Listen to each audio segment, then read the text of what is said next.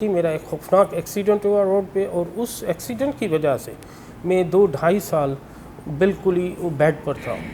لیکن میں نے اس وقت مجھے کچھ ایسے دوست بھی ملے جنہوں نے مجھے بولا کہ اب تم نہیں کر سکو گے کچھ. یہ جو چیزیں ہیں یہ بڑی ڈینجرس ہیں. اگر ہمارا کوئی دوست، ہمارا کوئی ساتھی پرابلم ہے تو ہمیں پازیٹیولی اس کو ٹریٹ کرنا، نہ کہ نیگیٹو. مجھے اپنے ہی دوستوں نے کچھ ایسا کہا جو میرا دل تھوڑی وقت کے لیے بالکل ٹوٹ گیا، لیکن پھر دیر از اے ول دیر از اے وے. میں نے اپنے آپ کو کم ہونے نہیں دیا. میں نے بولا نہیں، واپس آؤں گا اور اب یہی مارکیٹنگ کی جاب کروں گا جب تک مجھے کوئی جاب ایسی کوئی مل جائے کہ میں ٹک سکوں. اور یو کانٹ بلیو، میں ابھی 2-2.5 سال بیڈ پر بیٹھا ہوا تھا تو اچانک میرے پاس ایک کمپنی آئی اور انہوں نے مجھے آفر کی کہ یار ہمیں پتہ چلا کہ اب آپ ٹھیک ہو گئے ہو، آ کر جوائن کرو. میں یقین کریں اس اسٹک پہ میں نے وہ جاب جوائن کی تھی as a regional manager Sindh. وہ پنجاب کی ایک کمپنی تھی، مجھے بہترین نئی کلٹس گاڑی دی گئی، سب کچھ. میں اللہ کو صرف دیکھ رہا تھا. آپ کبھی بھی ول نہ گرائے اپنی، بی کانفیڈنٹ. نیگیٹو جائیں گے آپ کو نیگیٹو ہی ہوں گی چیزیں، یہ یاد رکھیے. اف یو تھنک نیگیٹو تو ڈوئنگ نیگیٹو.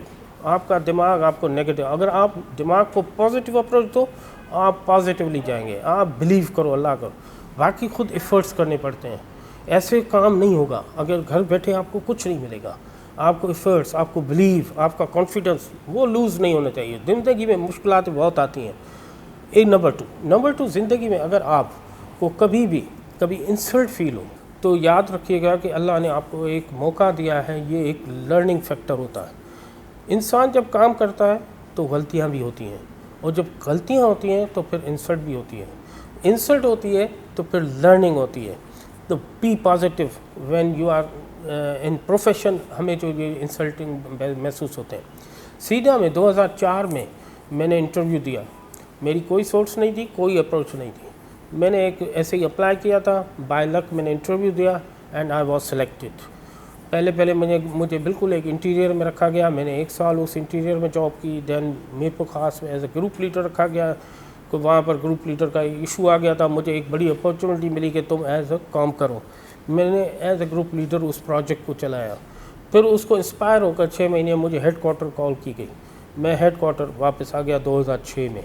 اور اس وقت سے لے کر ہیڈ کوارٹر میں ملٹیپل اسائنمنٹ میں شوق سے کرتا ہوں. میں یہ نہیں کہتا کہ یہ کام اس کا ہے، یہ کام اس کا ہے. مجھے لرننگ کا کریز ہے. دیکھیے جتنا آپ کام کریں گے اتنی آپ کو لرننگ ہوگی. جتنی آپ کسی کی ہیلپ کریں گے آپ کو نیو چیزیں آپ کو ملیں گی. آپ کو اپنی لائف میں لرننگ کو آبجیکٹ بنائیے، سیکھیے جتنا آپ سیکھ سکتے ہیں. جو میڈیا اینڈ کمیونیکیشن پر میں نے کام کیا، پروکیورمنٹ پر میں نے کام کیا، HR مینجمنٹ پر میں نے کام کیا، پروجیکٹ مینجمنٹ پہ کام کیا ہے، کمیونیکیشنز پہ ٹائم کیا، ٹریننگ کوآرڈینیٹر کے طور پر کام کیا ہے، ٹرینر ایز اے ٹریننگ کام کیا ہے. تو کسی کام سے میں بھاگا نہیں آج تک. مشکل سے مشکل ڈرافٹ اگر مجھے مل جائے تو میں کچا پکا بنا کر بھی کسی سے ضرور صلاح لوں گا. دیکھیے صلاح لینا ہمارا یہ ضروری ہے. یہ ایک سندھی میں کہاوت ہے پوچھنا نہ مجھنا.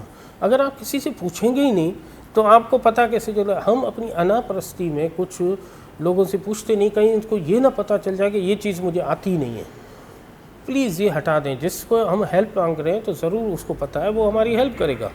اس میں بھی پازیٹیو جائیں جتنی ہو سکے. جہاں کنفیوژن ہوتا ہے آپ اپنے بڑوں سے ضرور صلاح لیں. دیکھیے جو آپ کے بڑے ہیں جو صلاح دیتے ہیں، ہم یوتھ اس کی اپوز میں جاتے ہیں. ہمارا جو بڑا ہے وہ ہم سے ایج میں 30 ایئرس بڑا ہے. اگر آپ کی عمر 20 سال ہے تو آپ کے والد صاحب کی عمر 50 سال ہے.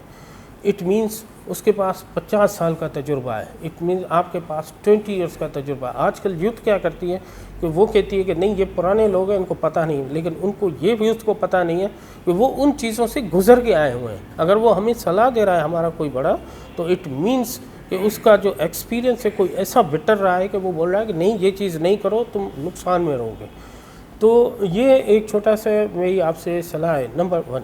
نمبر 2، اگر جو مین کامن ایشو ہمارے پاس یوتھ کے پاس ہے، ایک تو ہم CV پراپر نہیں بناتے. CV ہم پراپر کیوں نہیں بنا سکتے؟ اس لیے کہ جس ڈپارٹمنٹ میں، جس آرگنائزیشن میں، جس پرائیویٹ سیکٹر میں، گورنمنٹ کو الگ کر کے پرائیویٹ سیکٹر پر آ جائیں. جہاں آپ اپلائی کر رہے ہیں اپلائی کر رہے ہیں تو وہاں کم از کم ہمیں اس کی ویب سائٹ پر ٹوٹل اسٹڈی کرنا ضروری ہے کہ اس آرگنائزیشن کا ایم اینڈ آبجیکٹو کیا ہے. ہمیں اس مولڈ کرنی پڑے گی ہماری سی وی اس کمپنی کی ڈیمانڈ پر, ان کی آبجیکٹوز پر.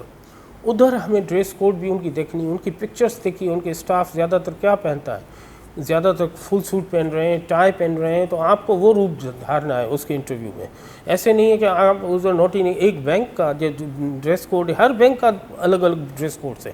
کسی کے میں خالی جو ہے کمپلیٹ فل سوٹ کمپلیٹ سوٹ پہنتے ہیں, کسی میں صرف ٹائی اور وہ ہے, کسی میں صرف کوٹ ہے ٹائی نہیں ہے. دیکھیے ڈفرینٹ آرگنائزیشنس کا ڈفرینٹ بیہیویئر ہے. ہمیں تھوڑا اسٹڈی کر کے جانا چاہیے.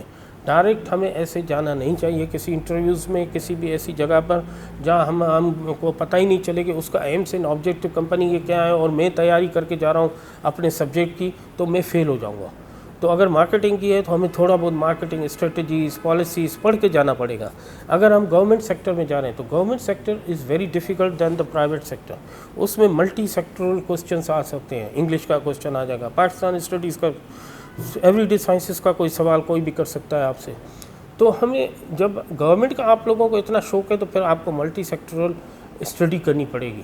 یہ نہیں کہ صرف کورس میں اگر آپ پوزیشن ہولڈر ہیں تو آپ بیکار ہیں. ایسے تو اگر انگلش اچھا language is not a problem. دیکھیں English is not our mother ٹنگ.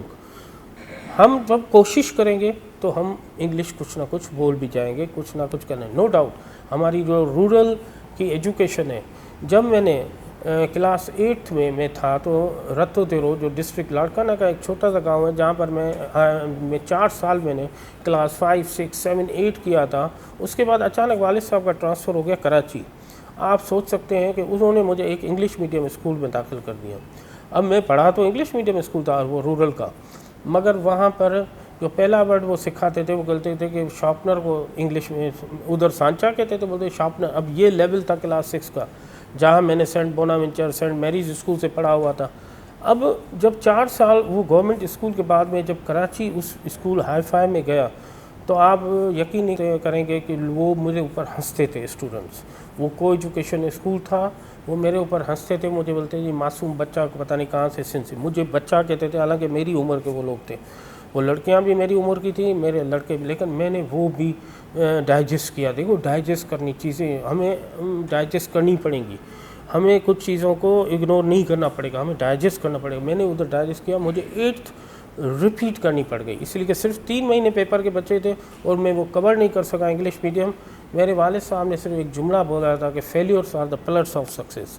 مجھے آج تک اس مرحوم کے وہ ورڈ یاد ہیں کہ میں رو رہا تھا کہ میں فیل ہو گیا ہوں, لیکن اس نے بولا no, failures are the pillars of success. ناکامی کامیابی کے پلرس ہیں. دیکھیے وہ وہاں میں نے پھر ٹاپ 10 میں 8th میں نے وہاں سے کی, 9th میں نے وہاں سے کی, 10th میں نے خیرپور میرٹھ سے جا کر کی, پھر ٹرانسفر ہو گیا. تو جب آپ کو اس قسم کی سچویشن سے گزرنا پڑے, بی کانفیڈنٹ, کوئی مسئلہ نہیں ہے.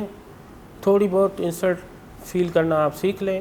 یہ زمانہ ہے, یہاں پر تکلیفیں آتی رہیں گی, ہم تکلیفوں کو فیس کریں گے نہ کہ بھاگیں گے. اگر آپ بھاگیں گے تو تکلیفوں کا کوئی سالوشن نہیں ملے گا, صرف بھاگتے ہی رہیں گے. تو یہ میرا لاسٹ میں میسیج ہے آپ کو. So always be confident. کہیں آپ کو جانا ہے انٹرویوز میں, کہیں پر اچھی طرح تیاری کیجیے. ویب سائٹس آج کل ہر چیز موجود ہے, کمپنی کا پروفائل موجود ہے. گورنمنٹ سیکٹر میں جانا چاہتے ہیں تو ملٹی سیکٹرل اسٹڈیز پر جائیں. پرائیویٹ سیکٹر میں جانا چاہیں تو اسپیسیفک اسٹڈی پہ جائیں. اگر اپنی سبجیکٹ جس میں آپ جا رہے ہیں وہاں پر کریں.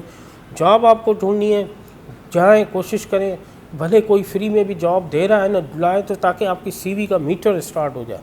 جیسے ہی آپ اس مارکیٹ میں اس آرگنائزیشن میں گھسیں گے, آہستہ آہستہ آپ کو اور راستے ملیں گے, اور چیزیں ملیں گی. تو this is my end and thank you very much.